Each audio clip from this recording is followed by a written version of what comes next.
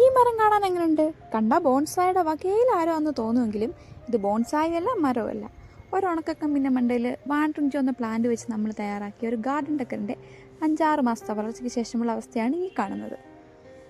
ഇതെങ്ങനെ തയ്യാറാക്കി എന്നതിനെ പറ്റിയുള്ളൊരു വീഡിയോയുടെ ക്ലിപ്പും കൂടെ ഞാൻ ഇതിൻ്റെ കൂടി ചേർക്കുന്നുണ്ട്.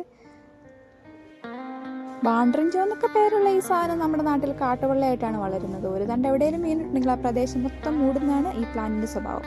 അതുകൊണ്ട് തന്നെ മാക്സിമം ചട്ടിക്കകത്തോ അല്ലെങ്കിൽ ഒതുക്കി എവിടെയെങ്കിലും വളർത്തുന്നതാണ് നല്ലത്. തറക്കൂടെ വിട്ട ആശാൻ ആ ഗാർഡൻ മൊത്തം മൂടും. അല്പം ക്രിയേറ്റീവായിട്ട് ഗാർഡനിലൊരു മരമൊക്കെ സെറ്റ് ചെയ്യണം താല്പര്യമുള്ളവർക്ക് ലോ കോസ്റ്റിലും കുറഞ്ഞ സമയത്തിനുള്ളിലും ഈ വാണ്ടറിഞ്ചോ വെച്ച് ചെറിയൊരു മരമൊക്കെ സെറ്റ് ചെയ്തെടുക്കാം.